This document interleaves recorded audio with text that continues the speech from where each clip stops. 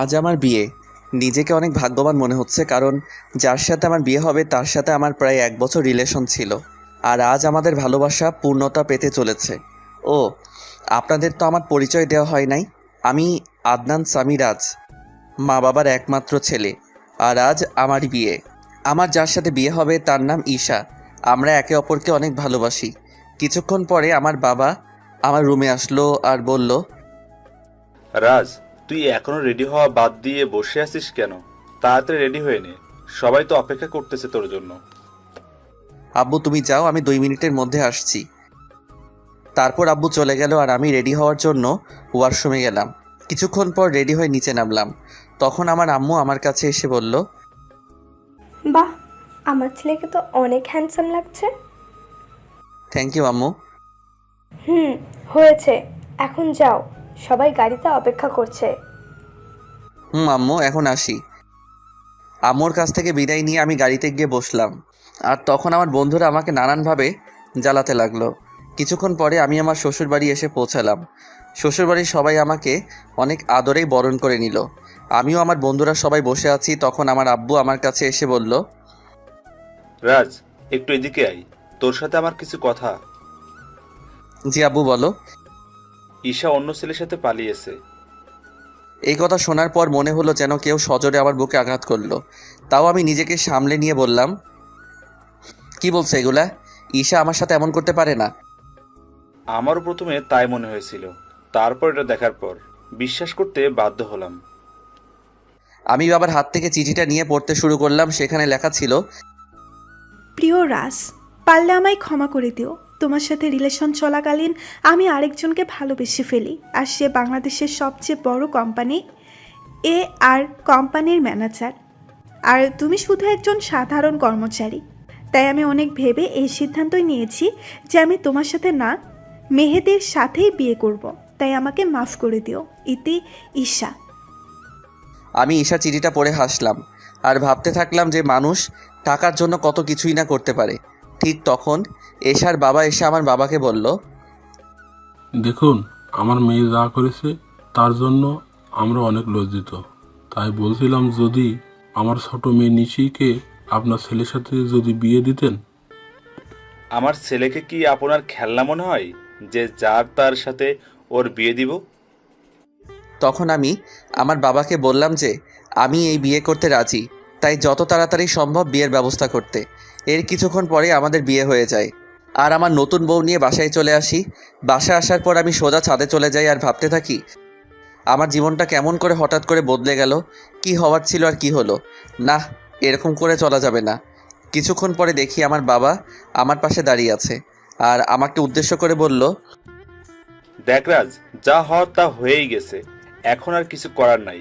তাই বলছিলাম তুই এখন ঘরে যা। আব্বু যাব, তার আগে তোমার সাথে আমার কিছু কথা আছে। এতে অনুমতি নেওয়ার কি আছে? যা বলতে চাস বল। আব্বু, আমি সব কিছুর দায়িত্ব বুঝে নিতে চাই। তুমি সব কিছুর ব্যবস্থা করো, আমি 2 দিন পরে সব কিছু শুরু করব। ও, এই কথা? তুই কিছু চিন্তা করিস না, আমি সব কিছুর ব্যবস্থা করছি। এখন তুই রুমে যা, বৌমা সেই অনেকক্ষণ ধরে অপেক্ষা করছে। তারপর আমি আমার রুমের দিকে এগোতে থাকি আর রুমের দরজার কাছে দাঁড়িয়ে ভাবতে থাকি ঢুকবো কি ঢুকবো না। তারপর কিছু না ভেবে ঢুকে পড়ি। আর ঢুকা মাত্র আমার শালিকা মানে আমার নতুন বউ আমায় সালাম করে। তখন আমি তাকে বলি, দেখো নিশি, তুমি তো জানো আমাদের বিয়েটা কিভাবে হয়েছে, তাই আমি চাই আগে আমরা একে অপরকে ভালোভাবে জানবো, তারপর নতুন জীবন শুরু করব। উত্তরে নিশি শুধু মাথা নাড়ালো। তাই বেশি কিছু না বলে নিশিকে বিছানায় আর আমি সোফায় শুয়ে পড়ি আর হারিয়ে যাই ঘুমের রাজ্যে। সকালে একটা মিষ্টি কণ্ঠে ঘুম ভাঙে। তখন আমি চোখ মেলে দেখি নিশি আমায় ডাকছে।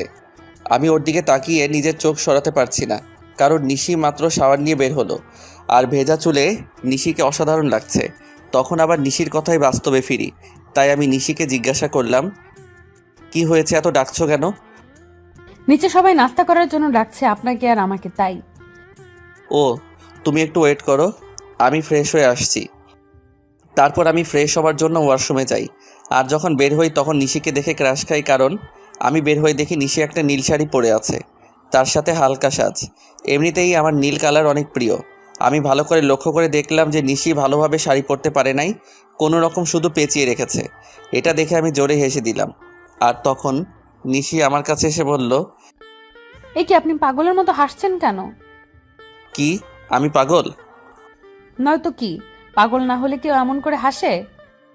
তোমার শাড়ি পরা দেখলে যে কেউ পাগল হয়ে যাবে, বলে আবার হাসতে শুরু করলাম। দেখুন, একদম হাসবেন না। আমি শাড়ি পরতে পারি না, তাই বলে এইভাবে হাসতে হবে? ঠিক আছে, আর হাসবো না। তার আগে তুমি আমার কাছে আসো, তোমায় ভালো করে শাড়ি পরিয়ে দেই। আপনি শাড়ি পরাতে পারেন? পারি, দাঁড়াও তোমাকে পরিয়ে দেই। তারপর আমি নিশিকে শাড়ি পরিয়ে দেই, আর নিশি আমার দিকে অপলক তাকিয়ে আছে। শাড়ি পরানোর শেষে আমি নিশির দিকে তাকিয়ে ওর প্রেমে পড়ে যাই, কারণ শাড়িতে নিশিকে অপরূপ সুন্দর লাগছে, আর নিশি দেখতে ঈশার থেকে অনেক সুন্দর। আমি ওর দিকে তাকিয়ে আছি, এমন সময় নিশি আমাকে বলে, বাহ, আপনি তো দেখছি অনেক ভালো শাড়ি পরাতে পারেন। নিশ্চয়ই আপুকে পরানোর জন্য শিখেছেন। এটা বলেই নিশি নিজের জিহ্বায় কামড় দেয়, কারণ সে ভুল কথা বলে ফেলেছে। আর ঈশার কথা শুনে আমার মন আবার খারাপ হয়ে যায়। তাই আমি নিশিকে বলি, চলো এখন নিচে যাওয়া যাক, সবাই আমাদের জন্য অপেক্ষা করছে। তারপর আমি আর নিশি নিচে যাই। তখন সবাই আমাদের দিকে অবাক হয়ে তাকিয়ে থাকে, কারণ আমিও একটা নীল শেরওয়ানি পরেছি। তারপর আমি আর নিশি খাওয়ার টেবিলে পাশাপাশি বসি। আর খাওয়ার এক পর্যায়ে আমি আব্বুকে বলি, আব্বু, আমি আমিয়ানের সাথে কথা বলে নিয়েছি, আর কাল সকালে আমি আর নিশি কয়েকদিনের জন্য ঢাকায় যাব। বুঝেছি। আর আমিও সব কথা বলে রেখেছি। কালকে সকালে তোদের ঢাকার ফ্লাইট। আমি যা যা বলেছিলাম সব কিছুর অ্যারেঞ্জমেন্ট কি হয়ে গেছে আব্বু? না, সব হয় নাই, তবে আজকের মধ্যেই সব ব্যবস্থা হয়ে যাবে। তারপর আরও কিছু কথা বলে আমি আর নিশি রুমে চলে আসলাম। তখন নিশি আমায় জিজ্ঞাসা করলো যে আমরা কেন ঢাকায় যাব। তাই আমি তাকে বললাম যে এটা আমার তরফ থেকে নিশির জন্য সারপ্রাইজ। আর আমি নিশিকে ব্যাগ গুছিয়ে রাখতে বলি। নিশি আমার কথা মতো নিজের ব্যাগ গুছিয়ে রাখে। অন্যদিকে ঈশার মেহেদিও বিয়ে করেছে, আর তারা দুজনই অনেক খুশি। আর তখন মেহেদির ফোনে একটা কল আসে। হ্যালো, কে বলছেন? ও স্যার, আপনি কিছু দরকার আছে নাকি? ওকে স্যার, আমি সব ব্যবস্থা করে দেব। এখন রাখি। কে ফোন করেছিল? আমাদের নিউ সিইও ফোন করেছিল আর বলল যে কাল উনিও ওনার ওয়াইফ আসবে ঢাকায়, তাই একটা গ্র্যান্ড পার্টির অ্যারেঞ্জমেন্ট করা হয়েছে, আর সেখানে আমাকে আর আমার বউকে উপস্থিত থাকতে হবে। ও, চলো এখন ঘুমাতে যাই, কাল আবার অনেক কাজ আছে। তারপরের দিন মেহেদি আর ঈশা পার্টিতে যায়, আর তার পৌঁছানোর কিছুক্ষণ পরে হেলিকপ্টারে করে মেহেদির নিউ বস আসে, আর অফিসের সব স্টাফ তাকে স্বাগতম জানানোর জন্য যায়। আর যখনই নতুন বস ও তার ওয়াইফ হেলিকপ্টার থেকে নিচে নামে, তখনই ঈশা প্রচণ্ড রকম একটা শক খায়, কারণ মেহেদির কোম্পানির নতুন বস অন্য কেউ না, তার প্রাক্তন প্রেমিক রাজ এই কোম্পানির বস, আর তার ওয়াইফ হলো ঈশার আপন বোন নিশি। কিন্তু এটা কিভাবে সম্ভব? রাজ তো ঈশাকে বলেছিল সে যে একজন সাধারণ ঘরের ছেলে, কিন্তু সে এত বড় কোম্পানির মালিক হলো কিভাবে? তারপর আমি আর নিশি হেলিকপ্টার থেকে নেমে আসি, আর দেখি যে ঈশা আমাদের দিকে অবাক চোখে তাকিয়ে আছে। সে হয়তো ভাবছে আমি এখানে কেমন করে আসলাম, আর মালিকই বা কেমন করে হলাম, কারণ আমি ঈশাকে বলেছিলাম যে আমি একটা কোম্পানির সাধারণ একজন কর্মচারী। হেলিকপ্টার থেকে নামার পরে সবাই আমাকে আর নিশিকে নিয়ে ব্যস্ত হয়ে পড়ে। তখন ঈশা আর ওর হাজব্যান্ড মেহেদি আমাদের কাছে আসে আর আমাদের স্বাগতম জানায়। তখন ঈশা আমাকে বলে, রাজ, তুমি এখানে কি করে? আর তুমি A&R কোম্পানির সিও হলে কিভাবে? কেন মিস ঈশা, অবাক হচ্ছেন নাকি? এখানে তো অবাক হওয়ার কিছুই নেই, কারণ আমি আপনাকে একবার বলেছিলাম বিয়ের পরে আপনার জন্য একটা বড় সারপ্রাইজ অপেক্ষা করছে, কিন্তু আপনি কি করলেন? আমি ঈশার সাথে কথা বলছিলাম, তখন মেহেদি এসে আমাকে বলল, স্যার, এই হলো ঈশা, আমার ওয়াইফ। 2 দিন হলো আমাদের বিয়ে হয়েছে। Nice to meet you miss Isha. Thank you sir. তা মেহেদি সাহেব, আমি যা যা বলেছিলাম সব কিছুর অ্যারেঞ্জমেন্ট কি হয়েছে? জি স্যার, সব কিছুর অ্যারেঞ্জমেন্ট করা হয়েছে। আপনি কি আগে একটু রেস্ট নিয়ে নেবেন নাকি? আমি আর নিশি আগে একটু রেস্ট নিব, তারপরে পার্টিতে জয়েন করব। আর আপনাকে পরিচয় করিয়ে দেই, ইনি হলেন নিশি, আমার ওয়াইফ। হ্যালো ম্যাম, কেমন আছেন? জি, ভালো আছি। তখন আমি ঈশার দিকে লক্ষ্য করে দেখি সে আমার আর নিশির দিকে অবাক চোখে তাকিয়ে আছে। তাই আমি মনে মনে বলি, এখনও তো কিছুই দেখোনি, দেখতে থাকো কি হয়। তখন মেহেদি আমাকে আর নিশিকে একটা রুমে নিয়ে যায় আর বলে এখানে কিছুক্ষণ রেস্ট নিতে। এই বলে মেহেদি সাহেব সেখান থেকে চলে যায়। তখন নিশি আমার কাছে এসে বলে, এগুলো কি হচ্ছে আমাকে কি প্লিজ বলবেন? মানে কিসের কথা বলছো তুমি? বুঝতে পারছেন আমি কিসের কথা বলছি? কই না তো। বুঝতে পারছেন না নাকি বুঝতে চাইছেন না? আরে তুমি বুঝাই না বললে কেমন করে বুঝবো? এগুলো কি? আমি তো শুনেছিলাম আপনি একটা কোম্পানির একজন সাধারণ কর্মকর্তা। শুধু আমি না, আমার পরিবার জানতো যে আপনি একটি কোম্পানিতে কাজ করেন। তাহলে হুট করে এত বড় কোম্পানির সিইও কেমন করে হলেন? হুট করে আমি এই কোম্পানির সিইও হই নাই। এই কোম্পানির ওনার হলো আমার বাবা, বুঝেছো? আর সেই হিসেবে আমি এই কোম্পানির সিইও। আর কেন আমি আমার আসল পরিচয় গোপন করেছি সেটা না হয় তোমাকে পরে বলবো। সেটা না হয় বুঝলাম, কিন্তু আপনি কেন আপনার আসল পরিচয় গোপন করলেন সেটা আগে বলুন। বললাম তো, আমি তোমাকে সব বলবো, তার আগে তুমি কান্না বন্ধ করো। নিশিকে নিজের বুকের মাঝে জড়িয়ে নিয়ে কেন জানি নিশির কান্নাটা আমার সহ্য হলো না। তারপর নিশিও আমায় জড়িয়ে ধরে কান্না করতে থাকলো। এইভাবে কিছুক্ষণ নিশি কান্না করলো। তারপর যখন সে বুঝতে পারলো যে সে আমায় জড়িয়ে ধরে আছে, তখন হঠাৎ করে আমায় ছেড়ে দিয়ে বলল, আমি সরি, আসলে আমি বুঝতে পারি নাই তাই এমনটা করেছি। আসলে আমি একটু ইমোশনাল হয়ে পড়েছিলাম তো তাই। ইটস ওকে নিশি, তুমি গিয়ে ফ্রেশ হয়ে নাও, আমাদের আবার নিচে পার্টিতে যেতে হবে। তারপর নিশি ওয়াশরুমে ফ্রেশ হতে চলে যায়। কিছুক্ষণ পরে নিশি বাহির হয়। তখন আমি ফ্রেশ হওয়ার জন্য ওয়াশরুমে প্রবেশ করি। আর বের হওয়া মাত্র নিশিকে দেখে টাসকি খাই, কারণ নিশিকে নীল শাড়িতে একদম অপসরীর মতো লাগছে, সাথে হালকা মেকআপ, যা দেখে যে কেউ নিশির প্রেমে পড়তে বাধ্য। আমাকে এভাবে তাকিয়ে থাকতে দেখে নিশি আমার চোখের সামনে তুড়ি বাজিয়ে জিজ্ঞেস করে, এই যে মিস্টার, এভাবে তাকিয়ে কি দেখছেন? একটা ডানা কাটা পড়ি। নিজের অজান্তেই বলে ফেলি। আর আমার কথায় নিশি বেশ লজ্জা পায়, যা ওর চেহারা দেখে বোঝা যাচ্ছে, কারণ নিশির চেহারা একদম লজ্জায় লাল হয়ে গেছে। তখন আমি বলি, থাক আর লজ্জা পেতে হবে না, এখন তাড়াতাড়ি রেডি হয়ে নাও তো। তখন নিশি আবার রেডি হতে থাকে। আর নিশি যখন লিপস্টিক তার ঠোঁটে দিতে যাবে, তখন আমি তাকে আটকিয়ে বলি যে, তোমাকে এমনি অনেক ভালো লাগছে, এসব লিপস্টিক আর কোনো দিন দিবা না, ওকে? নিশিও বাধ্য মেয়ের মতো মাথা নাড়ালো। কিছুক্ষণ পরে নিশি আমাকে জিজ্ঞাসা করে যে তাকে কেমন লাগছে। আর আমি তো নিশিকে দেখে ওর প্রায় প্রেমে পড়ে যাই, কারণ নিশিকে হালকা সাজে একদম পরীর মতো লাগছে।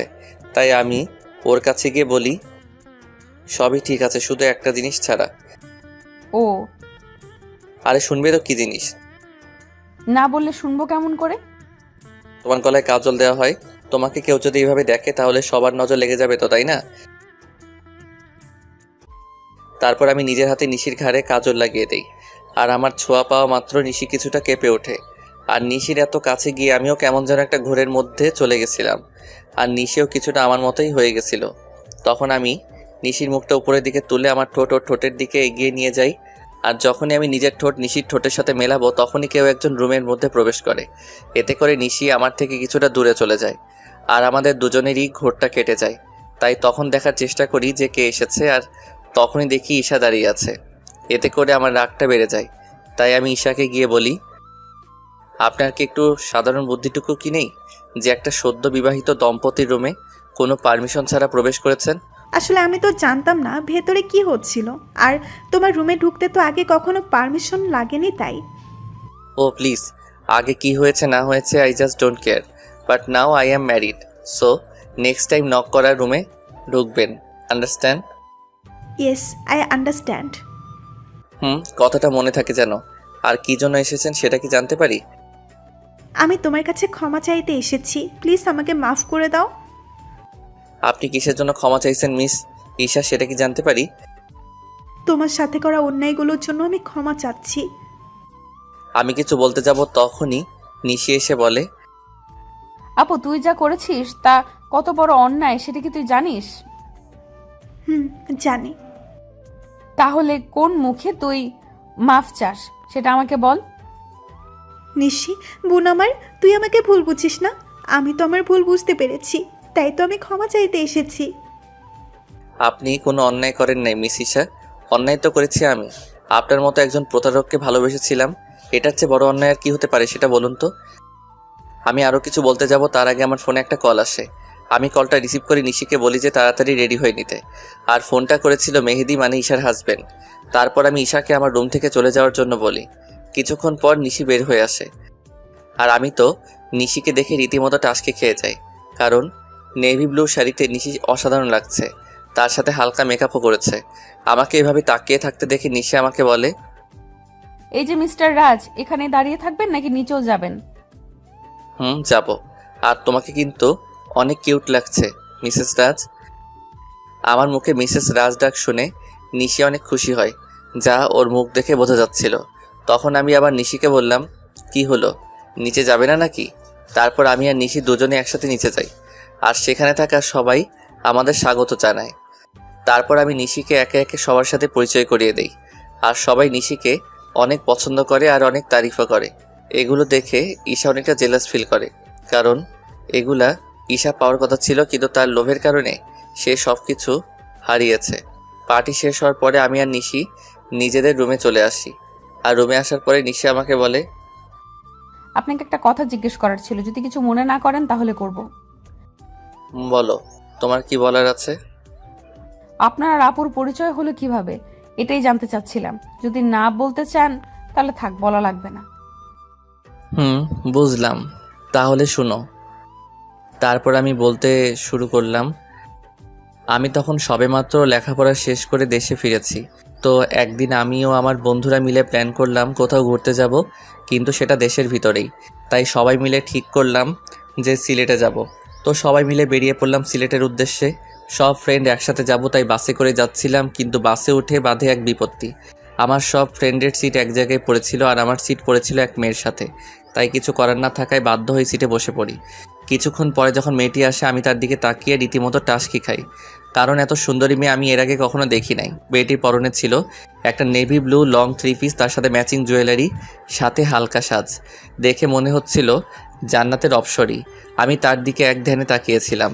আমার এইভাবে তাকানো দেখে মেয়েটি বলে ওঠে, এই যে মিস্টার, দেখা শেষ হইলে আমাকে বসার জায়গাটা দিন। মেয়েটির এমন কথায় আমি কিছুটা লজ্জা বোধ করি, তাই আর কিছু না বলে ওনাকে বসার জায়গাটা দিয়ে দেই। কিছুক্ষণ পরে বাস ছেড়ে দেয়। মেয়েটি কিছুক্ষণ পরে আমায় জিজ্ঞাসা করে, হাই, আমি ঈশা, আপনার নামটা কি জানতে পারি? আমি রাজ। বাহ, চেহারার সাথে নামেরও মিল আছে। সিলেট যাচ্ছেন নিশ্চয়? আপনি কেমন করে জানলেন? শালার এমন আবাল তো জীবনেও দেখি নাই। সিলেটের বাসে করে মানুষ অন্য কোথাও কি যাইতে পারে বলেন তো? এইটা আপনি বুঝবেন না মিস্টার। ও। হুম। তখন আমি তাকে বললাম যে আপনি কি একাই যাচ্ছেন নাকি? উত্তরে সে বলল, একা কেন যাব, আমার সাথে তো আপনি আছেন, তাই না? আপনি যদি চান তাহলে সত্যি যেতে পারি। কিছু বললেন? কই না তো। ও, আমি মনে করছিলাম হয়তো কিছু বললেন। না, আমি তো কিছুই বলি নাই। তা সিলেটে কোথায় যাচ্ছেন? এই তো ফ্রেন্ডের সাথে ঘুরতে যাইতেছি। আর আপনি? আমিও তো ফ্রেন্ডদের সাথেই যাচ্ছি। আপনি কি স্টুডেন্ট নাকি জব টপ করেন? আমি হলাম, না আসল পরিচয়টা দেওয়া যাবে না। আপনি হলেন কি? আমি একটা সফটওয়্যার কোম্পানিতে জব করি। ও। তারপর ঈশার সাথে আরও অনেক কথা হলো। তখন জানতে পারলাম সে অনার্স 2য় বর্ষের ছাত্রী। এইভাবে আমাদের পরিচয় হয়। তারপর পরিচয় থেকে ভালোবাসা। আমি আর ঈশা অনেক ভালো ফ্রেন্ড হয়ে গেছিলাম। আমরা সিলেট থেকে ফিরে এসেও একে অপরের সাথে যোগাযোগ করতাম। একদিন আমি ঈশাকে প্রপোজ করি, আর ঈশাও সেটা অ্যাকসেপ্ট করে, কিন্তু রিলেশনে থাকা অবস্থায়ও আমি আমার আসল পরিচয়টা ঈশাকে জানাইনি। আমি চেয়েছিলাম ঈশাকে একটা সারপ্রাইজ দিব, কিন্তু পরে যে আমি নিজেই সারপ্রাইজড হয়ে যাব এটা ভাবতে পারি নাই। কথাগুলো বলে নিজের অজান্তেই আমার চোখ দিয়ে পানি বের হয়ে গেছিল, সেটা বুঝতেই পারি নাই। আমি কিছুক্ষণ পরেই নিশির দিকে লক্ষ্য করে দেখি সেও কান্না করছে। তখন আমি তাকে বলি, এ কি তুমি কান্না করছো কেন? আপনি আপুকে এতটা ভালোবাসতেন, আর আপু আপনার সাথে কি করলো? যা হওয়ার তা তো হয়েই গেছে, আর এখন তুমি আমার স্ত্রী, এটাই সত্যি। আর আমি চাই এই সম্পর্কটা ভালোভাবে নিতে। আমি চেষ্টা করব। তার আগে বলেন, আপনি আর কখনো আপুর কথা মনে করবেন না? কথা দিলাম। নিশি আমাকে এভাবে জড়িয়ে ধরবে আমি সেটা ভাবতেও পারি নাই। কেন যেন নিশির এভাবে জড়িয়ে ধরা আমার অনেক ভালোই লাগছে। এই যে মিস, এবার কি আমাকে ছাড়বেন? কথাটি বলা মাত্র নিশি আমাকে ছেড়ে দিল, আর নিশির মুখ একদম লজ্জায় লাল হয়ে আছে। তখন আমি নিশিকে আমার কোলের উপর বসিয়ে ওর চুলে বিলি কেটে দিতে দিতে বললাম, আমাকে ছেড়ে কখনো যাবে না তো? না, কখনোই না। তারপর আমি নিশির কপালে আলতো করে একটা চুমু খেলাম, আর আমার ঠোঁটের ছোঁয়া পাওয়া মাত্র নিশি কেঁপে উঠল। এখন যাও, ফ্রেশ হয়ে আসো। আজ এমনিতেও অনেক ধকল গেছে। আগামীকাল থেকে আমরা নতুন জীবন শুরু করব। হুম। তারপর নিশি ফ্রেশ হয়ে আসে আর আমি নিশিকে জড়িয়ে ধরে শুয়ে পড়ি। এই কয়দিনে আমি নিশিকে অনেকটাই ভালোবেসে ফেলেছি। পরের দিন সকালবেলা নিশির আগে ঘুম ভেঙে যায়। আমি ঘুম থেকে উঠে যখন বসতে যাব তখন দেখি নিশি আমার বুকের মাঝে শুয়ে আছে। আর নিশির ঘুমন্ত চেহারাটা অনেক সুন্দর লাগছে। হয়তো সব মেয়েদের ঘুমন্ত চেহারা একরকম হয়, কিন্তু নিশির মতো কারো হয় না। তখন আমি খেয়াল করে দেখি নিশির মুখের উপর কিছুটা চুল এসে পড়েছে, যার কারণে তার ঘুমের সমস্যা হচ্ছে। তাই আমি নিশির মুখের উপর থেকে চুলগুলো সরিয়ে কানের সাথে গুজে দেই। তখনই আমার চোখ আটকে যায় নিশির গোলাপি ঠোঁটের উপর। আমি নিজের অজান্তেই নিশির ঠোঁটে চুমু দিয়ে বসি, আর তখনই নিশি জেগে যায়। আমাকে ওর এত কাছে দেখে নিশি কিছুটা ঘাবড়ে যায়, আর আমি ওকে কিস করেছি এটা বুঝতে পেরে নিশি লজ্জা পেয়ে আমার বুকের মাঝে মুখ লুকিয়ে ফেলে। তখন আমি নিশিকে বলি, এই কি হলো তোমার, আর এমন কেন করছো? আমার মনে হয় লজ্জা করে না। বাবা, এখন এত লজ্জা, তাহলে রাতে যা হবে তখন কি করবা? যা ফাজিল কোথাকার, মুখে কিচ্ছু আটকায় না। নিশি জানো, তোমার ঠোঁটের স্বাদ কিন্তু সেই রকম।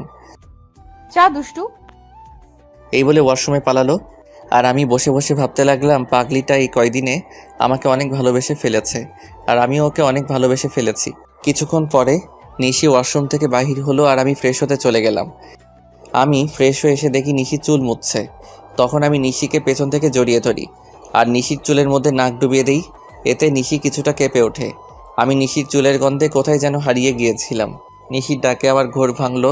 নিশি আমাকে বলল, এই যে মিস্টার, অফিসে যাবেন না নাকি? এত সুন্দর বউ রেখে কীভাবে অফিস যাই বলো তো? তার চেয়ে বরং চলো তুমি আর আমি ঘুরতে যাই।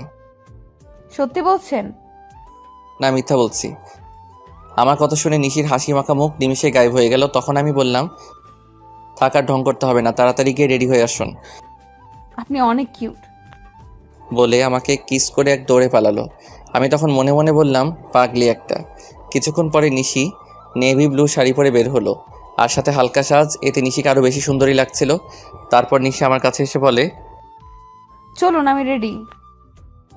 চলো।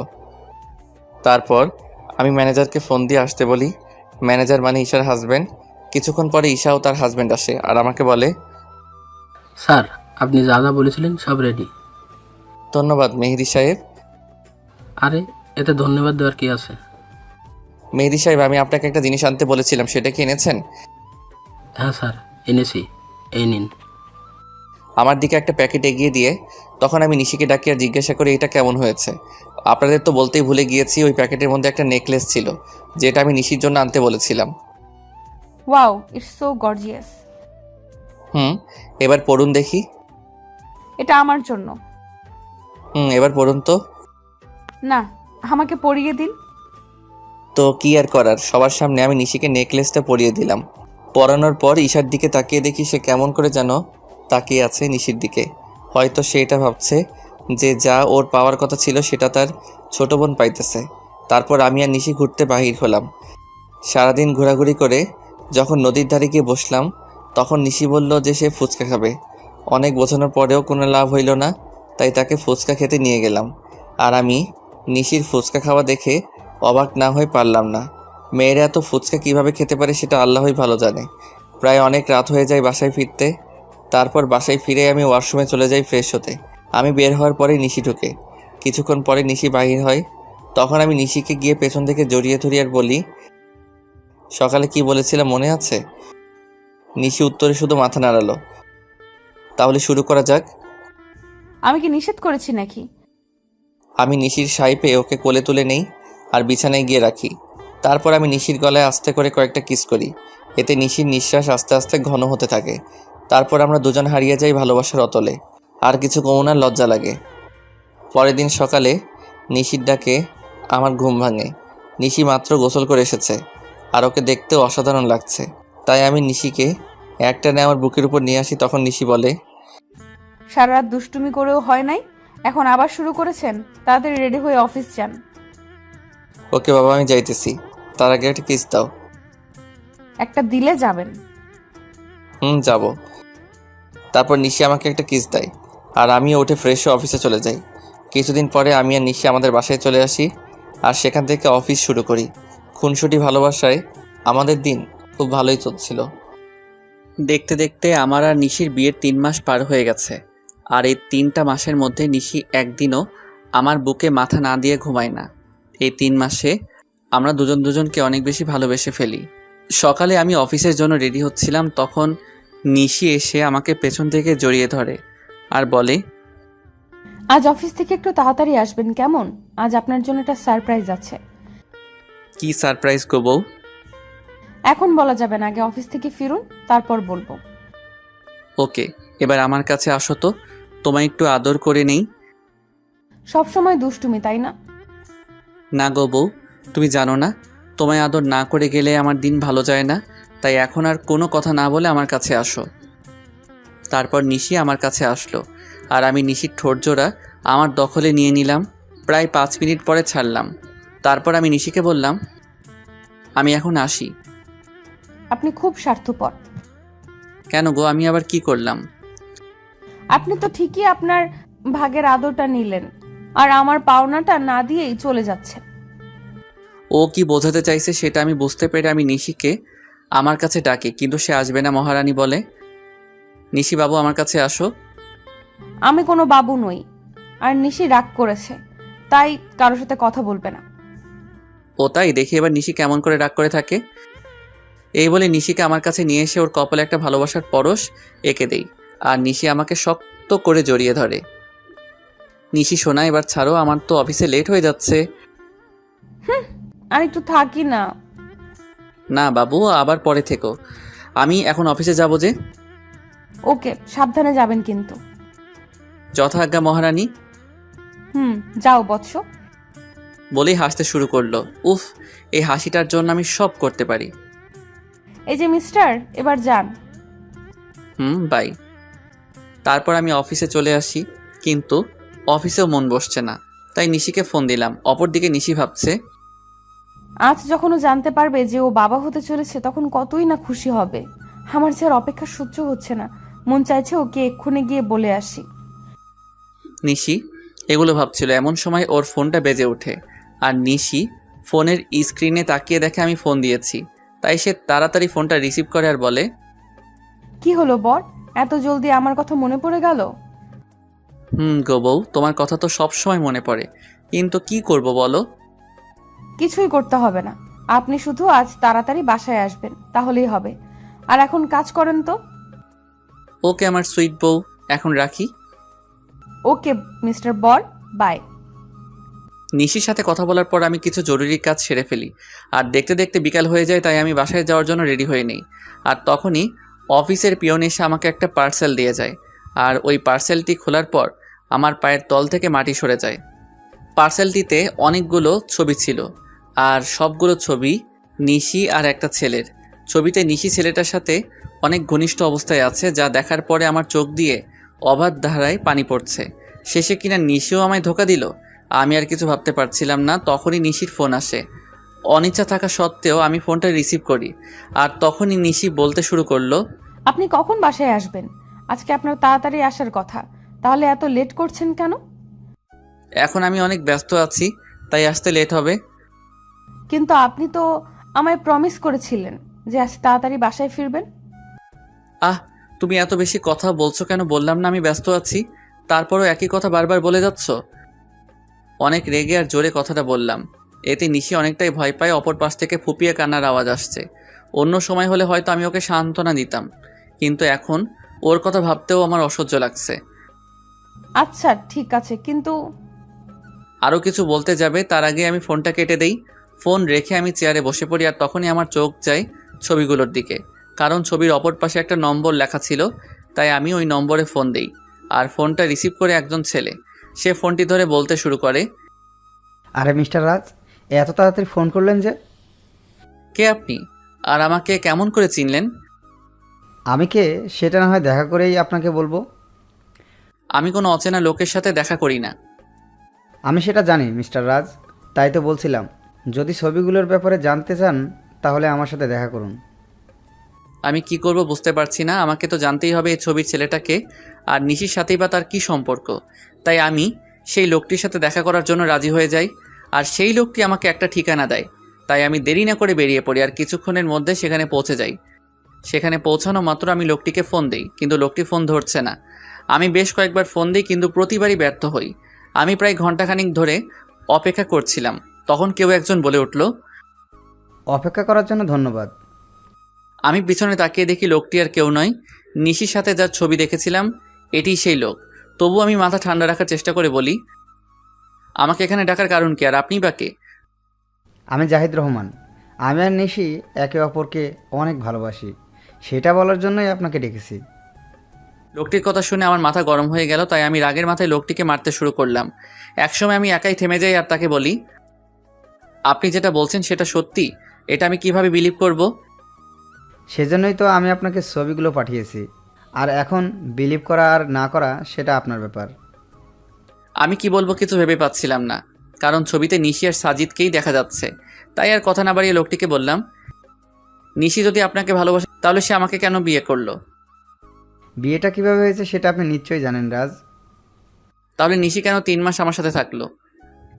সেটার কারণ আছে, আর কারণটা হলো আপনার সম্পত্তি। আর আপনারা যেদিন ঢাকায় যান সেদিন আমার আর নিশির পালানোর কথা ছিল, কিন্তু যখন আমরা জানতে পারলাম যে আপনি একজন স্বনামধন্য ব্যবসায়ী, তখন আমি আর নিশি আপনার সম্পত্তি হাতিয়ে নেওয়ার প্ল্যান বানাই।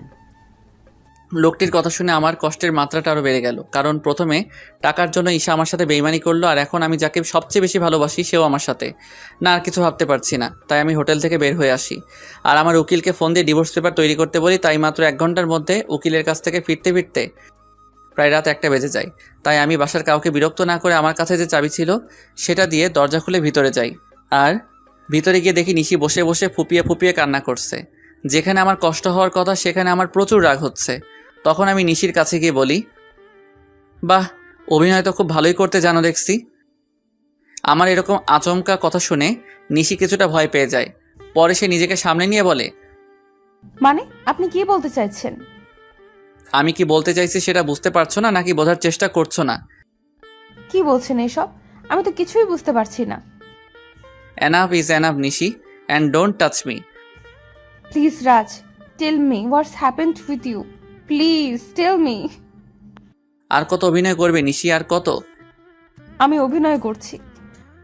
হ্যাঁ, তুমি অভিনয় করছো, তার প্রমাণ এগুলো। নিশি ছবিগুলো দেখে আরও কান্না শুরু করে দিল, আর আমাকে এসে জড়িয়ে ধরলো। কিন্তু আমি এবার রাগ কন্ট্রোল করতে না পেরে নিশিকে সজোরে একটা চড় মারি। এই প্রথম আমি ওর গায়ে হাত তুললাম। তোকে না বললাম তুই আমাকে ছবি না, তাও কেন আমাকে ছোঁয়ার চেষ্টা করছিস? আর এই নে, তুই যার জন্য এত অভিনয় করেছিস, আমার সমস্ত সম্পত্তি আমি তোর নামে লিখে দিয়েছি, আর আমাকে মুক্তি দে। তারপর আমি ওর দিকে ডিভোর্স পেপারটা আর সম্পত্তির পেপার এগিয়ে দেই। তখন নিশি বলে, বেশ, আপনি যখন আমার থেকে মুক্তি চান তবে তাই হোক। এই বলে নিশি ডিভোর্স পেপারে সাইন করে দেয়।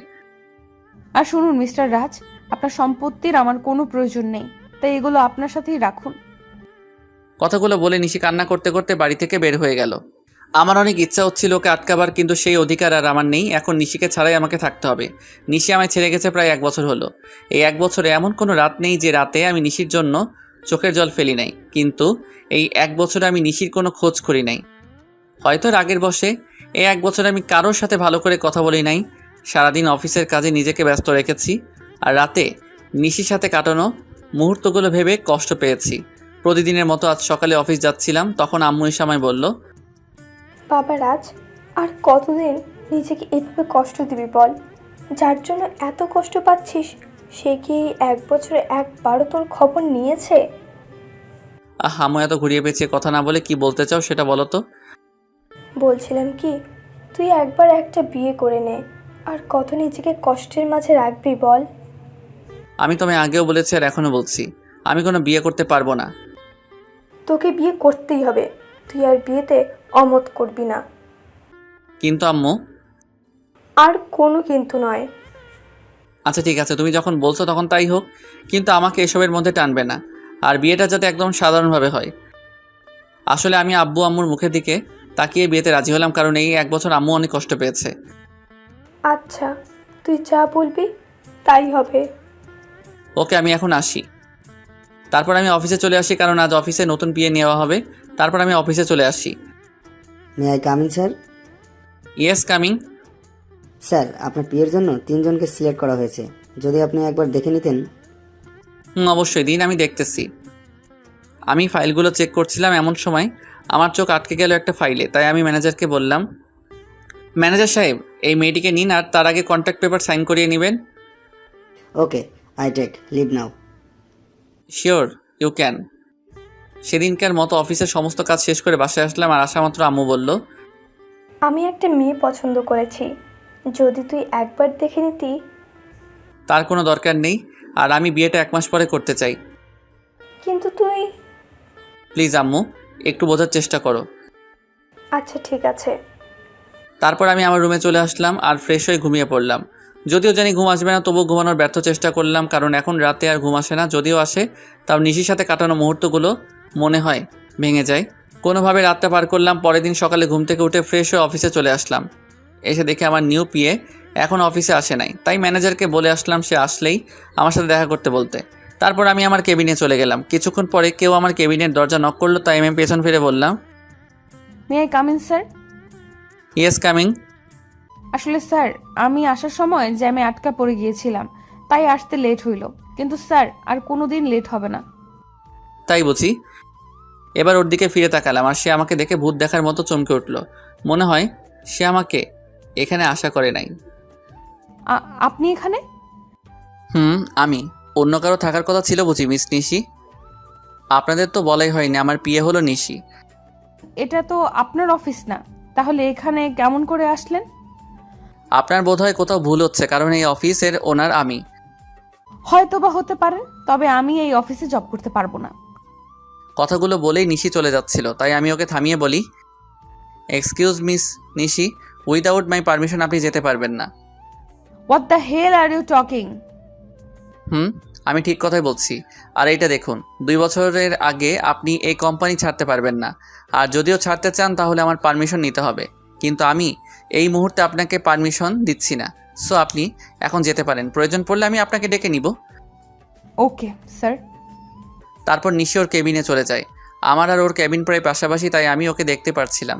অন্যদিকে নিশি নিজের কেবিনে এসে ভাবে, কেন যে সেদিন সাইন করার আগে কন্ট্রাক্ট পেপারটা ভালো করে পড়ে নিলাম না, আর উনি কেন আবার আমার সামনে আসলেন? ভালোই তো ছিলাম এই 1 বছর ওনাকে ছাড়া।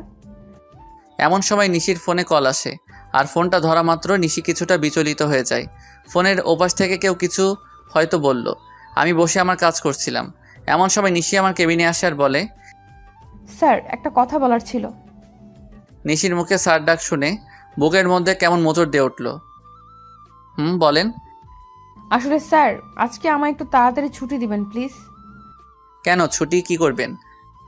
আসলে বাসায় একটু প্রয়োজনীয় কাজ আছে, তাই। কি প্রয়োজনীয় কাজ শুনি? আসলে স্যার। নিশি কিছু লুকাতে চাইছিল আমার কারণে, সে বলে উঠল, স্যার, বাসায় আমার বাচ্চা অসুস্থ হয়ে গেছে, তাই আমার ছুটির প্রয়োজন। এখন ছুটি দেওয়া না দেওয়া সেটা আপনার ব্যাপার, কারণ আপনি এখানকার বস, আপনি চাইলেই সব করতে পারেন। নিশি মুখে বাচ্চার কথা শুনে আমার চারপাশটা কেমন যেন অন্ধকার হয়ে আসছিল। নিঃশ্বাস নিতেও কষ্ট হচ্ছিল, তবুও নিজেকে সামনে নিয়ে বললাম, ওকে, আপনি যেতে পারেন, তবে কাল থেকে সময় মতো অফিসে আসবেন। যদিও কথাগুলো বলতে কষ্ট হচ্ছিল। তারপর নিশি চলে গেল, আর আমি চেয়ারের সাথে হেলান দিয়ে ভাবতে লাগলাম যে নিশি একসময় আমাকে ছাড়া কিছু বুঝতো না, সে এখন নিজের বাচ্চা নিয়ে ব্যস্ত। তবে আমি কেন একা কষ্ট পাবো? নিশি যদি আমাকে ছাড়া থাকতে পারে, তবে আমি কেন পারবো না? এসব ছাইপাশ ভাবতে ভাবতেই বিকাল হয়ে যায়, তাই আমি আর বেশি না ভেবে অফিস থেকে বেরিয়ে পড়ি আর সোজা বাসায় চলে আসি। আমাকে এত তাড়াতাড়ি বাসায় ফিরতে দেখে আম্মু আমার কাছে আসে আর বলে, কী রে বাবা, আজ এত তাড়াতাড়ি বাসায় আসলি যে? শরীর ঠিক আছে তো? বেশ বিচলিত হয়ে, কারণ নিশি যাওয়ার পর থেকে আমি অনেক রাত করে বাসায় ফিরি। আম্মু, আমার কিছুই হয়নি। অফিসে মন বসছিল না, তাই তাড়াতাড়ি চলে আসলাম। ও আচ্ছা, তুই ফ্রেশ হয়ে আয়, আমি তোর খাবার রেডি করছি। আম্মু, আমার তোমাকে কিছু বলার আছে। বলবি তো? আগে ফ্রেশ হয়ে আয়, তারপর। তাই আমি আর কোনো কথা না বাড়িয়ে ফ্রেশ হতে নিজের রুমে চলে যাই। তারপর ফ্রেশ হয়ে নিচে এসে দেখি আম্মু খাবার নিয়ে আমার জন্য অপেক্ষা করছে। তাই আমি গিয়ে বসে পড়ি আর আম্মুকে বলি, আম্মু, তুমি পরশুদিন বিয়ের কথা বলছিলে না? আমি রাজি, তবে বিয়েটা 1 সপ্তাহের মধ্যে হওয়া চাই। এটা তো খুশির খবর, তবে 1 সপ্তাহের মধ্যে বিয়েটা কিভাবে দিব বল? আমি এত কিছু শুনতে চাই না, আমি যেটা বলেছি সেটাই হবে। আচ্ছা, তুই যখন চাচ্ছিস তখন তাই হবে। তারপর আমি খাওয়া দাওয়া করে নিজের রুমে চলে আসি। আর আজ কেন জানি কষ্টটা একটু বেশি হচ্ছে, হয়তো এই কষ্টটা নিশির জন্যই হচ্ছে। কিন্তু এখন আর কিছুই করার নেই, কারণ নিশি তার পরিবার নিয়ে ব্যস্ত আছে। না, আর কষ্ট পেলে চলবে না। তারপর কখন যে ঘুমিয়ে পড়েছি বুঝতেই পারি নাই।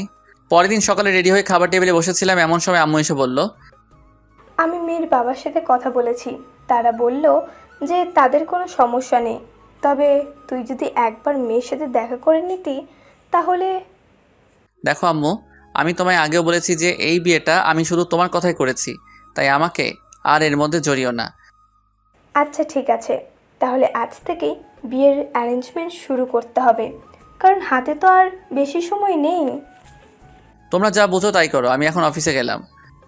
তারপর আমি অফিসে চলে আসি। অফিসে আসা মাত্র সবাই আমাকে কংগ্রেস জানাতে থাকে। মনে হয় আম্মুই বিয়ের ব্যাপারে সবাইকে জানিয়েছে, তাই আমি আর কিছু না ভেবে নিজের কেবিনে চলে আসি। আর এদিকে অফিসের সবাই মিষ্টি খাচ্ছে। আমার বিয়ে উপলক্ষে এমন সময় নিশি অফিসে আসে আর আমার এক স্টাফ নিশিকে মিষ্টি খাওয়াই দেয়। তাই নিশি বলে, আরে আগে বলবে তো এটা কিসের মিষ্টি? আমাদের স্যারের বিয়ে ঠিক হয়েছে তাই, আর বিয়েটা সামনের সপ্তাহেই হবে। আমার বিয়ের কথা শুনে নিশির পুরো পৃথিবীটাই যেন উল্টে যায়। তার ইচ্ছে করছিল কান্না করতে, কিন্তু সবার সামনে সে কান্না করতে পারছিল না। তাই সে বলল, ও, এ তো অনেক খুশির খবর। এ কি নিশি, তুমি কান্না করছো নাকি? তোমার চোখে পানি কেন? কই, কান্না করব কেন? আসলে চোখে কি যেন একটা পড়েছে। নিশি ওয়াশরুমে যাওয়ার বাহানায় সেখান থেকে চলে আসে আর ওয়াশরুমে গিয়ে কান্না শুরু করে আর বলতে থাকে, কি এমন অন্যায় করেছিলাম যার জন্য আমি আমার ছেলে এত শাস্তি পাচ্ছি? এখন তো আমার ছেলে বাবা থাকতেও অনাথ। এমন সময় নিশির ফোন বেজে ওঠে আর সে ফোনের দিকে তাকিয়ে দেখে বাসা থেকে বুয়া ফোন করেছে। তখন নিশি তার চোখের পানি মুছে নিয়ে ফোনটা পিক করে। তখন বুয়া বলতে শুরু করে, ম্যাডাম, মেহমেদ বাবুর তো জ্বর আরো বেড়েছে। আমি কি করব কিছুই বুঝতে পারছি না। মেহমেদ রাজ ও নিশির ভালোবাসার অংশ, যা রাজ জানে না। সে মনে করে নিশি অন্য কাউকে বিয়ে করেছে। তুমি বাবুকে একটু ঘুম পাড়ানোর চেষ্টা করো, আমি কিছুক্ষণ পরে আসছি। নিশি তার বুয়ার সাথে কথা বলছিল। এমন সময় আমি নিশিকে ডেকে পাঠাই। তখন নিশি এসে বলে, may I come in sir? Yeah coming. Sir আমায় ডেকেছিলেন? তুমি মনে হয় স্টাফদের কাছ থেকে শুনেছ, তবুও তোমায় বলছি, নেক্সট উইক আমার বিয়ে। স্যার, শুনেছি। কথাটি বলার সময় নিশির গলাটা ধরে আসছিল আর ওর চোখের কোণায় পানিও জমতে শুরু করেছিল, যা আমার চোখ এড়ায় নাই। আমি চাচ্ছি আমার বিয়ের সকল অ্যারেঞ্জমেন্ট তুমি করো, যদি তোমার আপত্তি না থাকে। না স্যার, আমার কোনো আপত্তি নেই। আর আমি তো আপনার পিএ, এগুলো করা আমার কর্তব্য। তাহলে কাজে লেগে পড়ুন। আমাকে যত কষ্ট দিয়েছ তার চেয়ে বেশি কষ্ট আমি তোমায় দিব নিশি। হঠাৎ আমার ফোনটি বেজে ওঠে, দেখে আম্মু ফোন করেছে। তারপর আমি ফোন রিসিভ করি আর আম্মুর সাথে কথা বলা শেষ করে নিশিকে বলি, মিস নিশি, আমার সাথে চলুন। কোথায় স্যার? এত প্রশ্ন না করে চলুন তো। তারপর আমি আর নিশি অফিস থেকে বেরিয়ে আমার গাড়িতে গিয়ে বসি। আর তখন দেখি নিশি পেছনের সিটে গিয়ে বসছে। তাই আমি তাকে বলি, আমাকে দেখে কি আপনার ড্রাইভার মনে হয় নাকি? তা কেন মনে হবে? তাহলে তুমি পিছনে কেন বসছো? তারপর নিশি সামনের সিটে এসে বসলো আর আমি গাড়ি ড্রাইভ করা শুরু করলাম। কিছুক্ষণ পরে গাড়ি একটা রেস্টুরেন্টের পাশে দাঁড় করালাম আর নিশিকে বললাম, চলো ভেতরে। আমরা এখানে কেন আসলাম? আমি ওর প্রশ্নের জবাব না দিয়ে ভেতরে ঢুকে গেলাম আর পেছন ফিরে দেখি নিশিও আসছে। আমি রেস্টুরেন্টে ঢোকার পরে একটা মেয়ে এসে আমাকে জড়িয়ে ধরে আর আমিও নিশিকে দেখিয়ে মেয়েটিকে জড়িয়ে ধরি। আর নিশির দিকে তাকিয়ে দেখি ও এখনই কান্না করে দিবে এমন অবস্থা। তারপর আমি বলি, নিশি, এ হলো মায়া, আমার বাগদত্তা। আর মায়া, এ হলো নিশি, আমার পিয়ে। আমার মুখে নিশি হয়তো পিয়ে শব্দটা আশা করেনি। আর মায়ার পরিচয় পাওয়ার পর নিশি এবার আর নিজের চোখের জল আটকে রাখতে পারে নাই, যার কারণে ওর চোখ থেকে অবাধ ধারায় জল পড়তে থাকে। আর আপনারা হয়তো ভাবছেন মায়া এখানে কেমন করে আসলো আর আমি বা ওকে কেমন করে চিনলাম, তাহলে শুনুন। আমি যখন অফিসে ছিলাম তখন আম্মু ফোন দেয় আর বলে মায়ার সাথে দেখা করার কথা। যদিও আমি প্রথম দিকে আম্মুকে নিষেধ করে দেই যে আমি মায়ার সাথে দেখা করব না, কিন্তু পরে আমার নিশির কথা মনে হয়, তার সাথে মনে হয় ওর ধোকা দেওয়ার কথা। তাই আমি মায়ের সাথে দেখা করতে রাজি হয়ে যাই আর আমার সাথে নিশিকেও নিয়ে আসি। তো গল্পে ফেরা যাক। মায়ার পরিচয় দেওয়ার পর আমি নিশির দিকে তাকাই, তখন দেখি নিশির চোখ দিয়ে জল গড়িয়ে পড়ছে। কেন জানি নিশির চোখের জল আমার সহ্য হচ্ছিল না, তাই আমি ওকে বলি, Nishi are you okay? Yes sir. তাহলে তোমার চোখে জল কেন? কই না তো, আসলে স্যার প্রচুর গরম পড়েছে তো তাই এমন মনে হচ্ছে। স্যার আপনারা বসুন, আমি ওয়াশরুম থেকে ফ্রেশ হয়ে আসছি। তারপর নিশি ওয়াশরুমে চলে যায়। ওয়াশরুমে গিয়ে নিশি জোরে কান্না করতে থাকে, কিন্তু তার এই কান্না দেখার কোনো মানুষ সেখানে উপস্থিত ছিল না, তাই হয়তো সে কান্না করতে পারছিল। নিশি কান্না জড়িত কণ্ঠে বলছিল, হে আল্লাহ, আমার সাথেই কেন এরকম হয়? ভালোই তো ছিলাম আমি ওকে ছাড়া, তবুও কেন ওকে আবার আমার জীবনে ফিরিয়ে আনলে? যখন আনলে তাহলে সে অন্য কারো হয়ে যাচ্ছে। আমি আর আমার বাচ্চা তো ভালোই ছিলাম ওকে ছাড়া, তবু কেন এমনটা হচ্ছে? আমার বাচ্চা কি কোনোদিন তার বাবার পরিচয় আর আদর পাবে না? কিন্তু নিশি কোনোভাবেই নিজের কান্না থামাতে পারে না। কিন্তু সে তার বাচ্চার কথা ভেবে নিজেকে শক্ত করে আর বোঝায় তার বাবুর জন্য হলেও নিজেকে শক্ত রাখতে হবে। প্রায় আধা ঘন্টা পরেই নিশি ওয়াশরুম থেকে বের হলো আর রাজ তার চেহারা দেখে রীতিমতো ভয় পেয়ে গেল, কারণ তার চোখগুলো লাল হয়ে আছে, তার সাথে ফুলেও গেছে। আর মানে নিশি এতক্ষণ কান্না করছিল, কিন্তু নিশির কান্না করার তো কোনো কারণ এখানে নেই। তবুও সে কেন কান্না করছিল আমি কিছুই বুঝতে পারছিলাম না। তখন নিশি আমাদের কাছে আসলো আর চেয়ারে বসে পড়লো, আর আমি রেস্টুরেন্টের একজন স্টাফকে ডেকে খাবার অর্ডার করলাম। কিছুক্ষণ পর খাবার আসলো। আমি নিশিকে দেখানোর জন্য মায়াকে নিজের সাথে খাইয়ে দিচ্ছিলাম, আর এটা দেখে নিশি আর ঠিক থাকতে পারলো না, তার চোখগুলো আবার জলে ভরে গিয়েছিল। তাই সে এগুলো আড়াল করার জন্য বলল, স্যার আমার এখন যেতে হবে, এমনিতেও আমার অফিস টাইম শেষ হয়ে গেছে। তুমি তো কিছুই খেলে না, খাওয়া শেষ করে তারপর যাও। না স্যার, এখন আর খাইতে মন চাইছে না। ওকে তাহলে যাও, আর কাল থেকে আমার বিয়ের এঙ্গেজমেন্টের সকল কাজ শুরু করে দিও। যদি কারো সাহায্য প্রয়োজন হয় তাহলে আমাকে বইলো। ঠিক আছে স্যার, আমি এখন আসি। তারপর নিশি চলে যায় আর আমিও মায়া কিছু গল্প করতে থাকি। যদিও মায়ের সাথে কথা বলার কোনো ইচ্ছা আমার নেই, তাও আম্মুর কথা ভেবে বলছিলাম। অন্যদিকে নিশি বাড়িতে গিয়ে নিজের ছেলেকে জড়িয়ে ধরে কান্না শুরু করে দেয় আর বলতে থাকে, তোর বাবা খুব পচা, আমাকে একটুও বিশ্বাস করে না, এমনি তোকেও ভালোবাসে না, তাই তো আজ অন্য একটা মেয়েকে নিজের হাতে খাইয়ে দিচ্ছিল। কিন্তু একদিন আমাকে বলেছিল আমাকে ছাড়া আর অন্য কোনো মেয়েকে সে টাচ করবে না। এসব কথা বলছিল আর কান্না করছিল। একসময় কান্না করতে করতে নিশি ঘুমিয়ে পড়ল। আমি আর মায়া কিছুক্ষণ গল্প করার পরে রেস্টুরেন্ট থেকে বের হয়ে আসি, আর মায়া তার গাড়িতে করে বাসায় চলে যায়। আমি যখনই নিজের গাড়িতে উঠতে যাব তখনই কেউ আমার নাম ধরে ডাক দেয়। পেছন ফিরে দেখি নিশির বেস্ট ফ্রেন্ড মিম। তাই আমি তাকে বলি, কেমন আছো মিম, আর দেশে কবে ফিরলে? আসলে মিম দেশের বাইরে থাকতো। ভালো আছি ভাইয়া, আর কিছুদিন হলো দেশে ফিরেছি। নিশি কেমন আছে? আর ওকে আমি ফোন দিই কিন্তু ওর ফোনটা বন্ধ দেখায় কেন? নিশি কেমন আছে সেটা নিশি হয়তো ভালো জানে। আপনার কথার মানে বুঝলাম না। আর নিশি তো আপনার স্ত্রী, তাহলে কেমন সেটা আপনি জানবেন না কেন? নিশি আমার স্ত্রী ছিল, কিন্তু এখন নেই। কি বলছেন এগুলো? আমি তো কিছুই বুঝতে পারছি না। এখানে না বোঝার তো কিছুই নেই, মানে আমি আর নিশি আলাদা হয়ে গেছি। কিন্তু কেন? আপনারা দুইজন দুজনাকে তো ভালোবাসতেন। শুনতে চাও কেন? তাহলে শোনো। তারপর আমি 1 বছর আগের সকল ঘটনা মিমকে বলি আর ওই ছবিগুলো মিমকে দেখাই। আর মিম এগুলো দেখে আমায় যে কথা বলে সেগুলো শুনে আমার পুরো শরীরটা কাঁপতে থাকে। আমি কিভাবে এমনটা করতে পারলাম এগুলো ভেবেই কান্না চলে আসে আমার।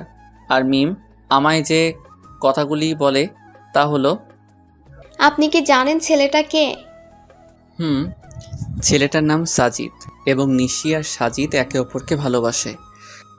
না, আপনি যেটা জানেন সেটা সত্যি নয়। সত্যিটা আমি আপনাকে বলছি।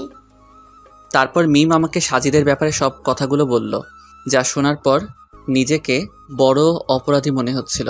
মিম বলল যে আমি আর নিশি একই ভার্সিটিতে পড়তাম আর একই ডিপার্টমেন্টে, যার কারণে আমার আর ওর মধ্যে খুব ভালো বন্ধুত্ব হয়ে যায়। আমরা দুজন সবসময় একসাথেই থাকতাম।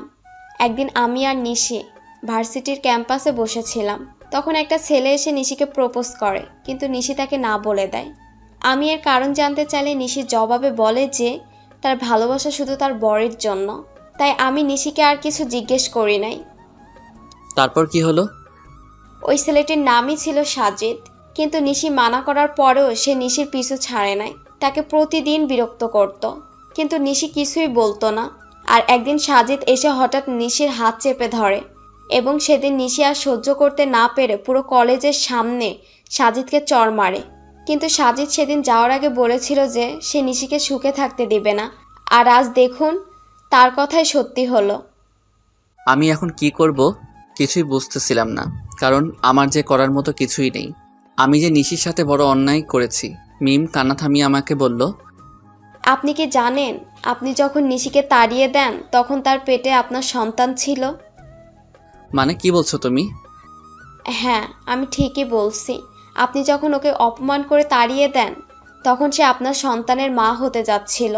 আর এটা নিয়ে যে কতটা খুশি ছিল সেটা আপনাকে বলে বোঝানো যাবে না। সে আপনাকে বলার আগে আমায় ফোন দিয়েছিল আর বলেছিল যখন সে আপনাকে এই কথাটি বলবে তখন আপনার রিয়াকশন কেমন হবে, এটা ভেবেই সে খুশি ছিল। কিন্তু আপনি কি করলেন? মিম আর কিছু বলতে পারল না, তার আগেই কান্নায় ভেঙে পড়ল। মানে নিশির সন্তানের বাবা আমি, আর আমি তাকে কি না কি ভেবেছিলাম। আমিও প্রচুর কান্না করছিলাম।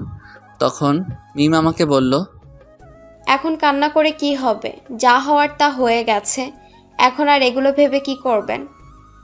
না, এখনো কিছু হয় নাই। তারপর আমি মিমকে নিশির কথা বললাম। সত্যি বলছেন? নিশি এখনো এই শহরেই থাকে? কিন্তু তোমাকে আমার জন্য একটা কাজ করতে হবে যাতে আমি আবার নিশিকে ফিরে পাই। কি করতে হবে আমায় বলুন। তারপর আমি মিমকে আমার প্ল্যান বলি আর সেও রাজি হয়ে যায়। তাই আমিও নিজের বাসায় চলে আসি। বাসায় আসার পর আম্মু আমাকে বলে, বাবা, মেয়েকে কি তোর পছন্দ হয়েছে? আম্মু আমি এই বিয়েটা করতে পারবো না। তুই কিন্তু আমায় কথা দিয়েছিস। আমি কেমন করে এই বিয়ে করব বলো? কেন করবি না শুনি? তারপর আমি নিশির কথা আর ওর আর আমার বাচ্চার কথা আম্মুকে বলি। তখন আম্মু কান্না শুরু করে দেয় আর বলে, আমার বৌমার নাতিকে কবে আনবি বাবা? খুব জলদি আনবো, তার আগে তোমার একটা কাজ করতে হবে। তারপর আমি আম্মুকে সব কিছু বুঝিয়ে উপরে চলে আসি। আমি রুমে এসে ভাবতে লাগি কিভাবে কি করব, নিশি কি আমায় ক্ষমা করবে নাকি করবে না। তখন আমার সাজিদের কথা মাথায় আসে। কেন সাজিদ এমনটা করলো সেটা তো আমার জানা দরকার। তাই আমি আমার ফ্রেন্ডদের ফোন দিই আর বলি এখনই আমার সাথে দেখা করতে, আর আমিও বেরিয়ে পড়ি। ইরে, এত জলদি দেখা করতে বললি? কোনো সমস্যা হয়েছে নাকি? বলছি, তার আগে রবি আর মিজানকে আসতে দে। কিছুক্ষণ পরে রবি আর মিজান চলে আসে আর আমি ওদেরকে মিমের বলা সকল কথা ওদেরকে খুলে বলি। সব শোনার পরে ওরা বলে, ভাবিকে রাজি করাতে পারবি বলে মনে হয় না। হয়তোবা, কিন্তু হাল ছাড়লে তো চলবে না। আর শোন, তোদের একটা কাজ করতে হবে। কি কাজ বল? সাজিদকে যেভাবেই হোক তোদের খুঁজে বার করতে হবে, আর এই নিয়ে সাজিদের ছবি। তারপর আমি ওদেরকে সাজিদের একটা ছবি দেই। ওকে, তোর কাজ হয়ে যাবে। তার আগে তুই ভাব ভাবিকে কিভাবে ম্যানেজ করবি। ঠিক বলেছিস, কিছু তো একটা করতেই হবে। আচ্ছা তোরা এখন থাক, আমি একটা জায়গা থেকে আসতেছি। ওদের থেকে বিদায় নিয়ে আমি সোজা অফিসে চলে আসি।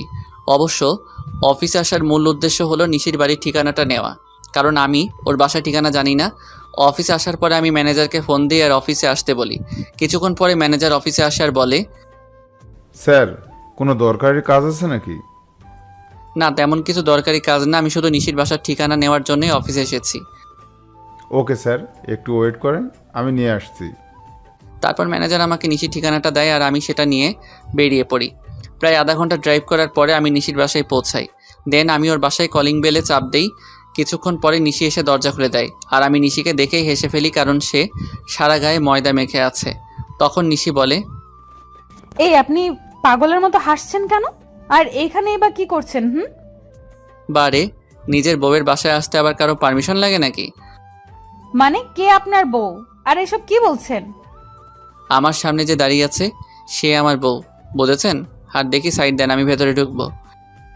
আইসে আমি কারো বউ? আর 1 বছর আগে আমার ডিভোর্স হয়ে গেছে। তো কি হয়েছে, আমি আবার বিয়ে করব? কথা বলতে বলতে বাড়ির ভিতরে ঢুকে যায় আর তখনই দেখি একটা ফুটফুটে বাবু শুয়ে আছে। হয়তো এটাই আমার বাবু হবে। ওকে দেখার সাথে সাথে আমার চোখ দিয়ে পানি বেরিয়ে আসে। কি করছেন কি আপনি? আমি এর কথার জবাব না দিয়ে বাচ্চার দিকে এগোতে থাকি, আর যখনই আমি বাচ্চাটিকে স্পর্শ করতে যাব তখনই নিশি আমাকে ধাক্কা দেয় আর বলে ওঠে, একদম আমার বাচ্চা ধরার চেষ্টা করবেন না, তাহলে কিন্তু আমার চেয়ে খারাপ আর কেউ হবে না। ও কি শুধুই তোমার বাচ্চা? ও শুধু আমার আর কারো না, তাই আপনি ওকে ছোঁয়ার চেষ্টাও করবেন না। প্লিজ নিশি, আমার বাচ্চাকে একটু কোলে নিতে দাও। আপনার বাচ্চা? হাসালেন মিস্টার রাজ। ও শুধু আমার বাবু, আর আমি ওর মা, আর আমিই ওর বাবা। নিশি প্লিজ। না, আমি ওকে কোনো অপরিচিত লোকের কাছে দিব না।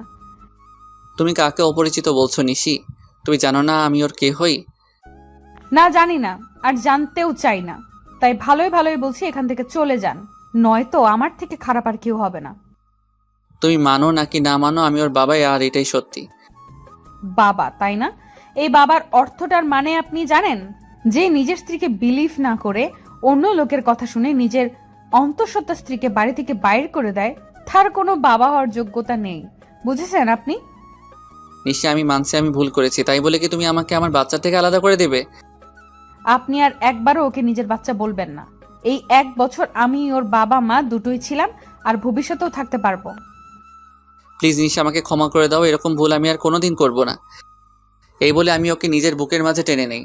নিশি কিছুক্ষণ আমার বুকের মাঝে থেকে পরক্ষণে নিজেকে ছাড়িয়ে নেয় আর বলে, হো, বুঝেছি আপনি কেন এখানে এসেছেন। আপনি আমার শরীরটা ভোগ করতে চান, এই তো? এর আগেও একবার করেছিলেন, তাই না? ওকে, আমি নিজেই আমার সব বিলিয়ে দিচ্ছি, তবুও আপনি আমার আর আমার সন্তানের মাঝে আসবেন না। বলেই নিজের শাড়ির আঁচল নিচে ফেলে দিল আর বলল, নিন, শুরু করুন।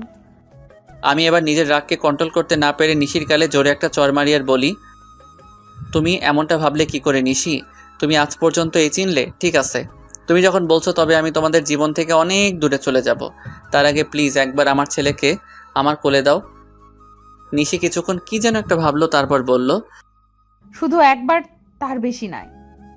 তারপর আমি আমার ছেলেকে কোলে তুলে নিলাম, আর ওকে কোলে নেওয়ার পর যেন মনে হলো পুরো পৃথিবীর সুখ আমার কোলের মাঝে আবদ্ধ হয়েছে। কিন্তু এটা বেশি সময় স্থায়ী হলো না। নিশি আমার কোল থেকে বাচ্চাকে কেড়ে নিয়ে বলল, এবার যান, আর কোনোদিন এখানে আসবেন না। আমি কিছু বললাম না, শুধু বললাম নিজেরও বাবুর খেয়াল রেখো। তারপর সেখান থেকে চলে আসলাম। নিশির বাসা থেকে বের হয়ে রাস্তায় আসলাম আর ভাবতে লাগলাম, নিশি আমাকে এতটুকু বিশ্বাস করে না। ও কেমন করে ভাবতে পারলো যে আমি ওর শরীরকে, না, নিশির সামনে আমি আর কোনোদিন যাব না। নিশিও তো এটাই চাই। তবে তাই হোক। এমন সময় রবির ফোন আসে আর ও বলে, কিরে রাজ, কোথায় আছিস? তোকে সেই কখন থেকে ফোন দিয়ে যাচ্ছি। তুই আমার অফিসে এক্ষুনি আয়, আর সাথে করে একজন উকিলকেও নিয়ে আসিস। আমি না হয় আসবো, তবে উকিলকে কেন নিয়ে আসবো তাই তো বলবি। এত কথা না বলে তোকে যা বলছি তুই তাই কর। এই বলে আমি ফোন কেটে দেই আর নিজের অফিসে চলে আসি। কিছুক্ষণ পরে রবি আর উকিল আসে, তখন আমি বলি, উকিল সাহেব, আমি একটা উইল করতে চাই। বলুন, কিসের উইল করবেন? আমি এই কোম্পানির অর্ধেক আমার ছেলে আর বাকি অর্ধেক আমার স্ত্রীর নামে করে দিতে চাই, আর সেটা আজ রাতের মধ্যেই। কি বলছিস কি এসব? তোর মাথাটা কি ঠিক আছে? আমি ঠিক বলছি, আর আমার মাথাও ঠিক আছে। যেহেতু আমার আব্বুর আলাদা কোম্পানি আছে, তাই কোনো প্রবলেম নাই। ওকে, আপনি যখন বলছেন তখন তাই হোক। তারপর উকিল সাহেব সকল ফর্মালিটি পূরণ করে দেয়, আর আমি ম্যানেজারকে ফোন করে বলে দেই যে নিশি এখন থেকে এই কোম্পানির মালিক। তারপর আমি রবিকে বলি, রবি আমার জন্য যত তাড়াতাড়ি পারিস একটা লন্ডনের ফ্লাইটের টিকিট বুক করে দে, আর সেটা আজ রাতের মধ্যে হলেই ভালো হয়। মানে তুই লন্ডনের টিকিট কি করবি? আমি এদেশে আর থাকবো না, তাই লন্ডনে যাব। কিন্তু কোনো কিন্তু নয়, আর হ্যাঁ, কেউ যেন জানতে না পারে আমি কোথায় আছি। তুই কাউকে বলবি, এটা আমার কসম। ঠিক আছে। তারপর রবি একটা টিকিটের ব্যবস্থা করে দেয় আর আমাকে এয়ারপোর্টে থুতেও যায় আর বলে, ওখানে পৌঁছে আমাকে ফোন দিবি, আর আমার সাথে যোগাযোগ বন্ধ করবি না কিন্তু। করব। এবার আমি ওকে জড়িয়ে ধরে কান্না করতে থাকি। কিছুক্ষণ পরে আমার ফ্লাইট, তাই আমি প্লেনে গিয়ে বসি, আর প্লেনও টেক অফ করে। যেহেতু আমি লন্ডন থেকে লেখাপড়া শেষ করেছি, তাই এখানে আমার অনেক ফ্রেন্ডই আছে, তাই আমি সেখানে পৌঁছে আমার এক ফ্রেন্ডকে কল দিই, আর সে আমাকে এয়ারপোর্ট থেকে পিক করে নিয়ে যায়। আমার ফ্রেন্ডের লন্ডনে একটা কোম্পানি আছে, তাই সে আমাকে সেখানে কাজ দেয়। আমি লন্ডনে এসেছি 2 দিন হলো, এর মধ্যে শুধু রবির সাথে কথা হয়েছে। অন্যদিকে নিশি প্রায় 2 দিন হলো অফিসে যায় না, আর সে একদিন বিকেলে তার ছেলেকে নিয়ে বাইরে ঘুরতে বের হয়, আর তখনই তার মিমের সাথে দেখা হয়। আর মিম নিশিকে দেখা মাত্র জড়িয়ে ধরে কান্না শুরু করে দেয়। এভাবে কিছুক্ষণ দুজন কান্না করতে থাকে। তারপর মিম নিশির কোলে বাবু দেখে বলল, এটাই বুঝি আমার পুস্কু? রে। দেখতে তো একেবারে ওর বাবার মতো হয়েছে। প্লিজ মিম, ওর নামটা আর বলবি না। কেন রে? তুই কিছুই জানিস না ও আমার সাথে কি করেছে।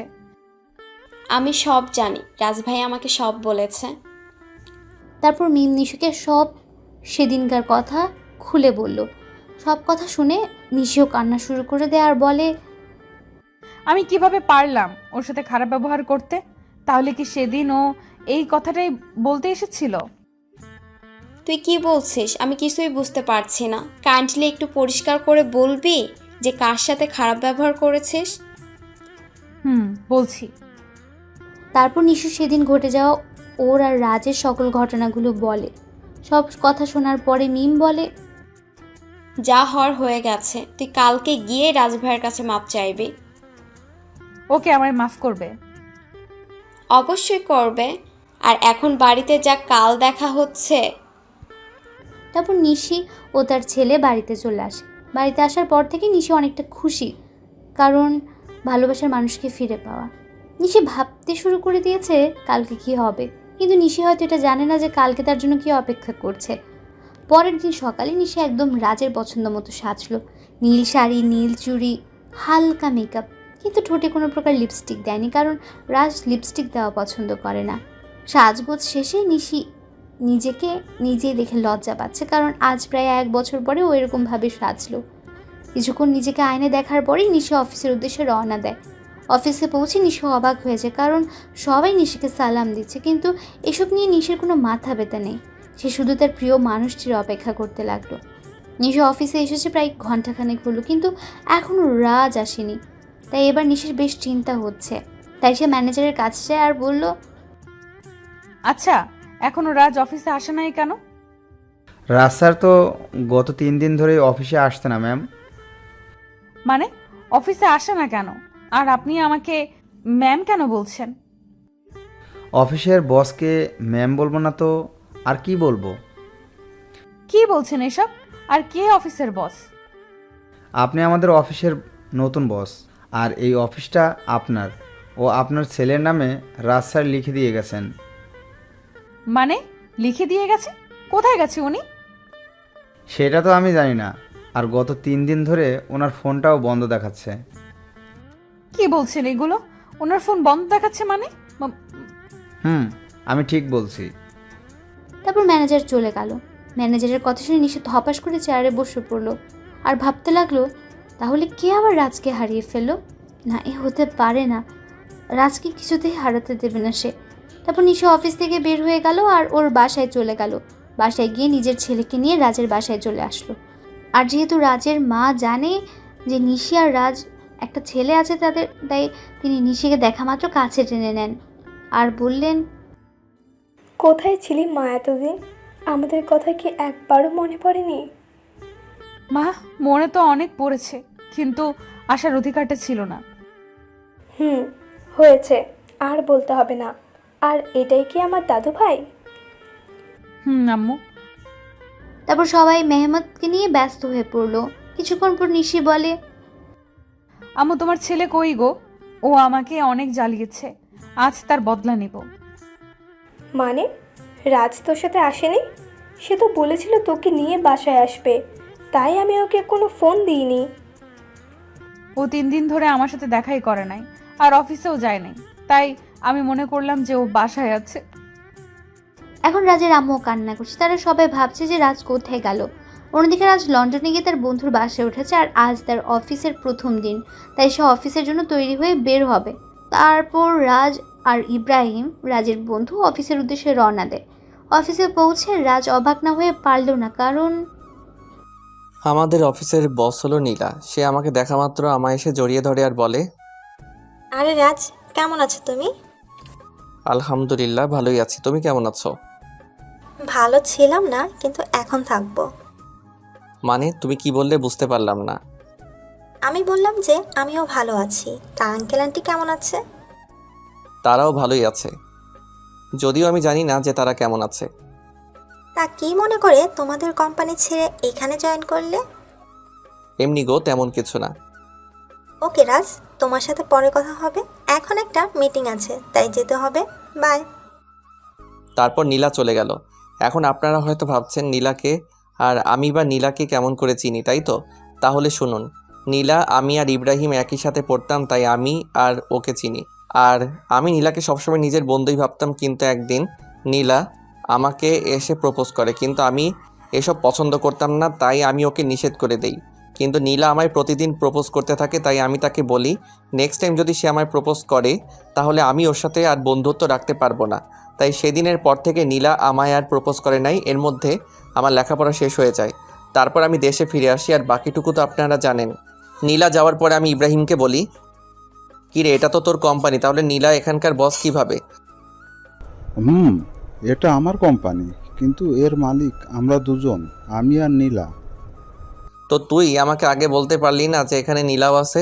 তাহলে আসছি না, তাই তো? এর জন্যই তো নীলার কথা আমি তোকে আগে বলি নাই। বেশ করেছিস। এখন এখান থেকে দূর হ, আমার কাজ আছে। তারপর আমি কাজ করতে শুরু করলাম। বিকালের আগে আমার সব কাজ শেষ হয়ে যায়, তাই আমি একটু অফিসের চারপাশটা ভালো করে ঘুরে দেখছিলাম। তখন পেছন থেকে কেউ আমার কাঁধে হাত রাখে। আমি তখন পেছনে ফিরে দেখি নীলা দাঁড়িয়ে আছে। এখানে দাঁড়িয়ে কি করছো রাজ? কিছু না, শুধু চারপাশের প্রকৃতি দেখছিলাম। ওহ, চলো আজ আমি আর তুমি দুজন একসাথে ডিনার করব। তা কি করে হয় বলো? সব হয়। বলে এক প্রকার জোর করে গাড়িতে বসিয়ে দেয়। কিছুক্ষণ পর নীলা গাড়ি একটা রেস্টুরেন্টের সামনে দাঁড় করায়, আর আমরা সেখানে ডিনার শেষ করি। ডিনার করার সময় আমাদের অনেক কথাই হয়। তারপর নীলাই আমাকে বাড়িতে পৌঁছে দেয়।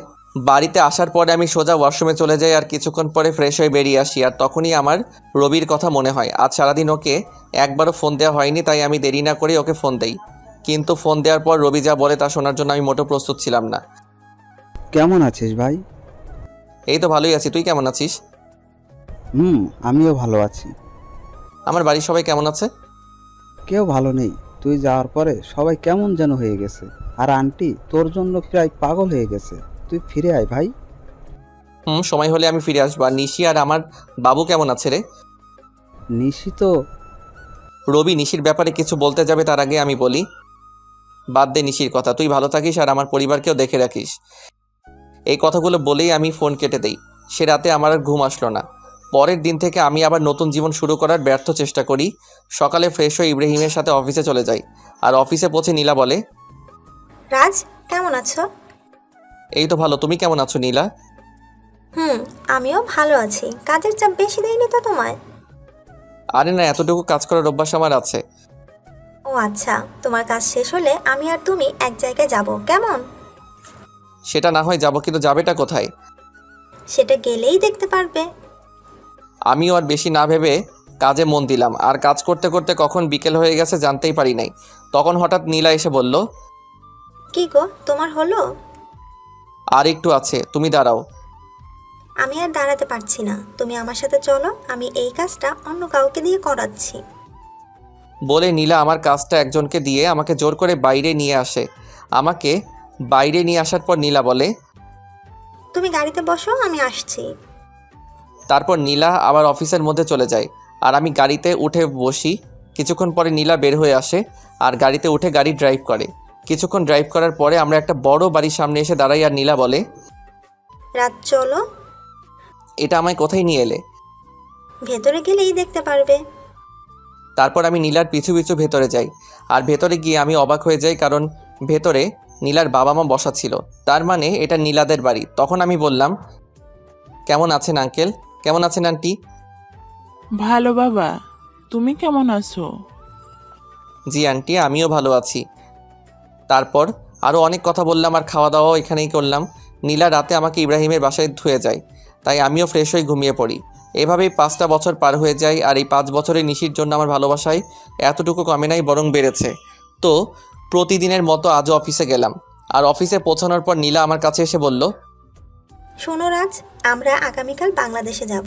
সেখানে একটা মিটিং আছে, আর আমার সাথে তুমিও যাবে। তাই তোমার যা যা প্রয়োজন তুমি আজ বাসায় গিয়ে প্যাকিং করে নাও, আর কাল সকালে আমাদের ফ্লাইট। ওকে ঠিক আছে। কেন জানি আমি ওকে মানা করতে পারলাম না।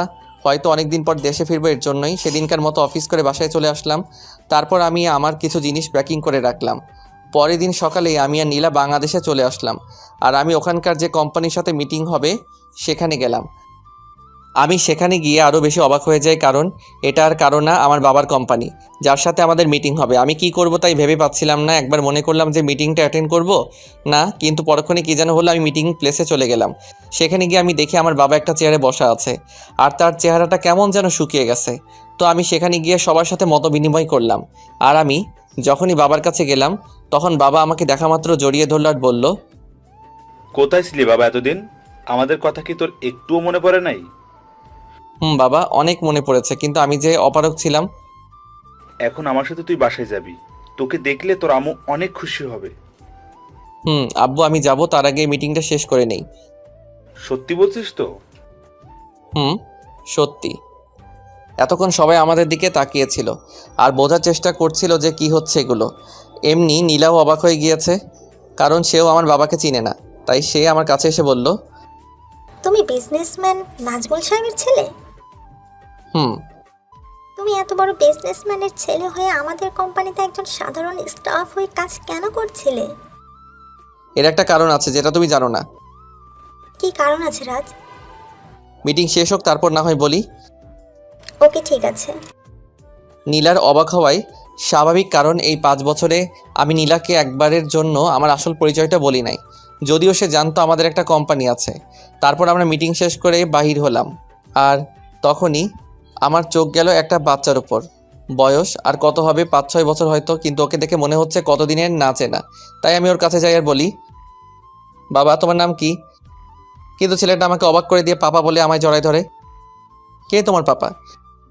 তুমি তো আমার পাপা, আমার মামুনি বলছে।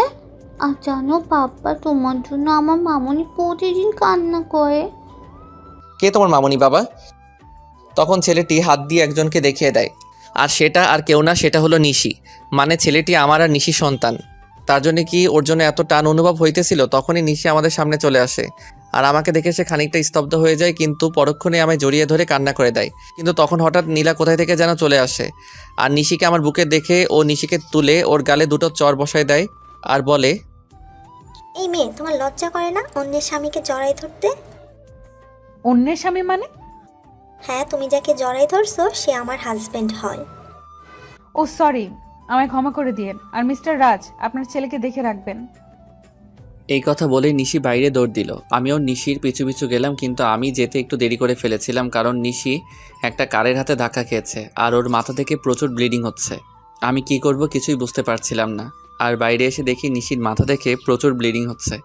আমি কি করব না করব কিছুই বুঝতে পারছিলাম না। আমার মনে হচ্ছিল যেন আমি আমার জীবনের সবচেয়ে মূল্যবান কিছু হারাতে যাচ্ছি। তাই আমি গিয়ে নিশিকে আমার কোলে তুলে নেই আর হসপিটালের দিকে দৌড়াতে শুরু করলাম। আর তখন কে যেন একটা কার নিয়ে এসে বলল উঠতে। তাই আমি দেরি না করে কারে উঠে বসি, আর কিছুক্ষণের মধ্যেই হসপিটালে পৌঁছে যাই। আর ডক্টররা নিশিকে নিয়ে ওটিতে চলে যায়। তাই আমি কারওয়ালাকে ধন্যবাদ দিতে যাই, আর গিয়ে দেখি সেটা আর অন্য কেউ না, আমার বন্ধু মামুন। আর মামুনকে দেখা মাত্র আমি কান্নায় ভেঙে পড়ি আর বলি, আমার নিশির কিছু হবে না তো? ওর যে কিছু হলে আমি বাঁচবো না রে। নিশির কিছু হবে না, আর তুই এভাবে ভেঙে পড়ছিস কেন? আজ আমার জন্য নিশির এই অবস্থা, কেন যে আমি আবার দেশে ফিরে আসলাম। এক থাপ্পড় দিব যদি আর একটিও বাজে কথা বলিস। আর নিশির কিচ্ছু হবে না, আর তুই এখানে শান্ত হয়ে বস। তারপর মামুন আমাকে এক জায়গায় বসিয়ে দেয় আর কোথায় যেন চলে যায়। কিছুক্ষণ পরে দেখি মামুন আমার ছেলেকে নিয়ে আসছে, আর ও আমাকে দেখে বলে, বাবা, মাম্মাম, ও মাম্মামি কি হয়েছে? তোমার মাম্মামের কিছু হয়নি বাবা, তুমি আমার কাছে এসো তো। তারপর আমি আমার ছেলেকে বুকের মাঝে জড়াই ধরি। কিছুক্ষণ পরে ডক্টর ওটি থেকে বাহির হয় আর বলে, আপনাদের ভাগ্য অনেক ভালো বলতে হবে, নয়তো রোগীকে যে অবস্থায় এখানে আনা হয়েছে, আমরা তো মনে করেছিলাম ওনাকে বাঁচানো সম্ভব হবে না, কিন্তু আল্লাহর অশেষ রহমতে উনি এখন সুস্থ আছে। আপনাকে অনেক ধন্যবাদ ডক্টর সাহেব, আমার নিশিকে ফিরিয়ে দেওয়ার জন্য। আরে এটা তো আমাদের কর্তব্য। আমি কি ওর সাথে দেখা করতে পারি? না, আপনি 6 ঘন্টা পরে ওনার সঙ্গে দেখা করতে পারবেন, আর তাছাড়া ওনার এখন সেন্স নেই। ওকে ডক্টর। ডক্টরের সাথে কথা শেষ করে এসে আমি আমার ছেলের কাছে বসি। আমি আর আমার ছেলে বসে আছি, তখন কেউ পেছন থেকে আমার নাম ধরে ডাক দেয়। তাই আমি পেছনে তাকাই কে ডাকছে দেখার জন্য। তখন দেখতে পাই আব্বু আর আম্মু দাঁড়ায় আছে। আর আম্মু আমাকে দেখে আর স্থির থাকতে পারলো না, আমার কাছে এসে কান্না শুরু করে দিল আর বলল, কোথায় ছিলি বাবা এতদিন? আমাদের কথা কি তোর একটুও মনে পড়ে না? আম্মু, মনে তো সবসময় পড়তো, কিন্তু আসার উপায় ছিল না। আর এই যে দেখো আমি এসে গেছি, আর কোথাও যাব না। সত্যি তো? সত্যি। তখন একজন নার্স এসে খবর দিল যে নিশির সেন্স পেয়েছে। তাই আমি আর দেরি না করে নিশির কেবিনে ঢুকে গেলাম। আমার পিছু পিছু বাকি সবাইও চলে এসেছে, কিন্তু নিশি আমাকে দেখে তার মুখটা অন্যদিকে ঘুরিয়ে নিল। সবাই নিশির সাথে কথা বলছে আর নিশি সেগুলোর উত্তর শুধু হ্যাঁ অথবা নাতে দিচ্ছে, কিন্তু সে আমার দিকে একবারও তাকাচ্ছে না। এতে আমার অনেকটাই খারাপ লাগে। তাই আমি সবাইকে বলি, আমি আর নিশিকে একা কথা বলতে চাই, তাই প্লিজ সবাই যদি একটু বাইরে যেতে। অবশ্যই। তারপর সবাই বাইরে চলে যায় আর আমি নিশির পাশে গিয়ে বসি আর ওর হাত আমার হাতের মুঠোর মধ্যে নেই আর বলি, নিশি আমি সরি। কথা বলবেন আমার সাথে? ঠিক আছে, তাহলে আমি চলে যাচ্ছি। আমি যখন উঠতে যাব তখন নিশি আমার হাতটা ধরে ফেলে আর আমি ওর দিকে তাকিয়ে দেখেও কান্না করছে। আরে পাগলি, কান্না করছো কেন? খুব খারাপ, শুধু আমায় কষ্ট দেন। বুঝলাম মনের ভিতর অনেক অভিমান জমা হয়ে আছে। গো, আমি খুব খারাপ, আর আমি ওয়াদা করছি আজকের পর থেকে তোমায় আর কখনো কষ্ট দিব না। এইভাবে বললে আমি বিলিভ করব না। তাহলে কিভাবে বলবো? কান ধরে বলেন। ওকে শোনাবো, এই তো কান ধরলাম। ওই ফাজিল, আমি কি আমার কান ধরতে বলেছি নাকি? তো কি হলো? আর ছেড়ে যাবে না তো? কখনো না। পাগলিটাও আমার বুকের মধ্যে মিশে গেল। ঠিক তখনই নীলা কেবিনে আসলো আর নিশি নীলাকে দেখা মাত্র আমাকে আরো শক্ত করে জড়িয়ে ধরলো। ওর মতে ও যদি আমায় ছেড়ে দিলেই হারিয়ে যাব। ভয় পেও না নিশি, আমি তো শুধু ক্ষমা চাইতে এসেছি। আসলে আমি জানতাম না যে রাজ তোমার কে হয়, তাই ওই কথাগুলো বলে ফেলেছিলাম। It's okay. Thank you Nishi, and goodbye. বলে নীলা চলে যায়। তখন আমি নিশিকে বলি, বাবু তুমি এখন রেস্ট নাও, তুমি এখন অনেকটাই উইক। তারপর নিশি আমার হাতটা ধরে বাচ্চাদের মতো ঘুমিয়ে পড়ে। প্রায় 15 দিন পর নিশিকে রিলিজ দেওয়া হয় আর নিশির পুরোপুরি সুস্থ হতে প্রায় 1 মাস সময় লাগে। আর এই 1 মাস কেটেছে নিশির সাথে দুষ্টমি করতে করতে। একদিন রাতে আমি আর নিশি ছাদে বসেছিলাম, তখন নিশির কী যেন মনে হলো আর সে আমার কোলের উপরে উঠে এসে বসলো আর আমার গাল জড়ায় ধরে বলল, আমার একটা ফুটফুটে মেয়ে চাই, দিবেন? দিব। ও আমি ওর ঘাড়ে আমার নাক ডুবিয়ে গন্ধ নিচ্ছি আর কথাগুলো বলছিলাম, কেমন যেন নেশা ধরানো গন্ধ। তখন নিশি হঠাৎ করে ওর দুহাত দিয়ে আমার মাথা উঁচু করে ওর ঠোঁট আর আমার ঠোঁট এক করে দেয় আর পাগলের মতো চুষতে থাকে। নিশির এমন কাজ দেখে আমি খানিকটা অবাক হলেও পরক্ষণেই নিজেকে সামলে নেই আর ওর কোমরটা জড়িয়ে ধরে নিজের দিকে টেনে আনি আর ওর ঠোঁট চুষতে থাকি। এইভাবে প্রায় 10 মিনিট ছিলাম। তারপর আমি নিশির পাজাখোলা করে তুলে নিয়ে রুমের মধ্যে আসি আর পা দিয়ে দরজাটা লাগিয়ে দিই। তারপর নিশিকে বিছানায় শুয়ে দিয়ে নিজের শার্টের বোতামগুলো খুলি আর শার্টটা দূরে ছুঁড়ে মারি। তারপর নিশির ওপরে উঠে ওর ঘাড়সহ সারা শরীরে কিস করি, সাথে হালকা কামড় দেই। ফলে নিশি হালকা চিৎকার করছিল। তারপর আমি আস্তে আস্তে নিশির ব্লাউজের হুক খুলি আর নিশি আবেশে আমাকে জড়ায় ধরে। তারপর আর কমুনা, সবাই নিজে থেকেই বুঝে নেন গা।